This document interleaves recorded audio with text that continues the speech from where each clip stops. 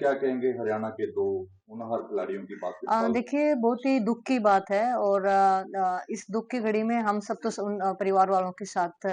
हमारी सांत्वना है ही, लेकिन जिस परिवार का बेटा जवान बेटा चला जाता है उनके मतलब उनके पेरेंट्स हम सुबह ही मैं हम बात कर रहे थे कि मतलब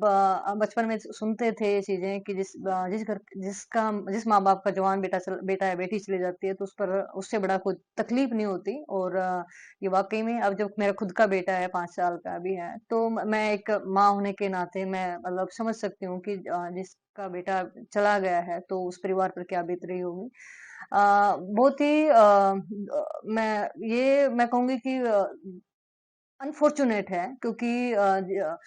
देखिए आप अब ह- हर कोई अलग अलग तरह की बात करता है, लेकिन बिल्कुल ये एक मैं कहूंगी कि कुछ चीजें होती हैं जो हमारे हाथ में नहीं होती। अभी अब काश रह जाता है कि काश मतलब जो भी बास्केटबॉल का जो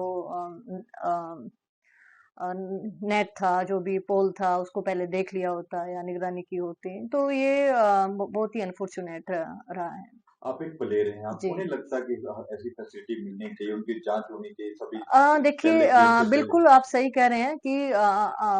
मैं एक्चुअली मैं देखती भी हूँ कि हमारे जो जितनी भी बिल्डिंग्स होती हैं जो भी स्पोर्ट्स साई में लगा लीजिए आप कहीं पर भी जो स्टेडियम बने हुए हैं वहां पे नई बिल्डिंगों के ऊपर ज्यादा जोर रहता है कि नया नया नया। लेकिन मैं समझती हूँ और मैं चाहती हूँ कि जो हमारी जो पुरानी बिल्डिंग्स या पुराने जो भी स्टेडियम में जो भी ग्राउंड्स हैं चाहे वो किसी भी बास्केटबॉल का हैंडबॉल का हो रेसलिंग में, तो उन जो पुरानी चीजें उनकी देखरेख प्रॉपर तरीके से उनकी होनी चाहिए और उनकी मरम्मत साथ ही साथ होती रहनी चाहिए ताकि जो अब ये हमारे दो होनहार जो खिलाड़ियों के साथ जो हुआ है जो आज चले गए हैं जिंदगी से, तो ऐसा आने वाले और किसी खिलाड़ी के साथ ना हो।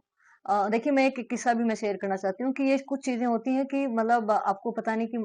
मौत कहाँ पे आ जाए, वो वाली चीज है। तो मुझे याद है कि 4-5 साल पहले हमने घर में एक रोप क्लाइंबिंग का रच्छा लगाया हुआ था, एक पेड़ के ऊपर बांधा हुआ था और मेरे हस्बैंड उसको रोप क्लाइंबिंग कर रहे थे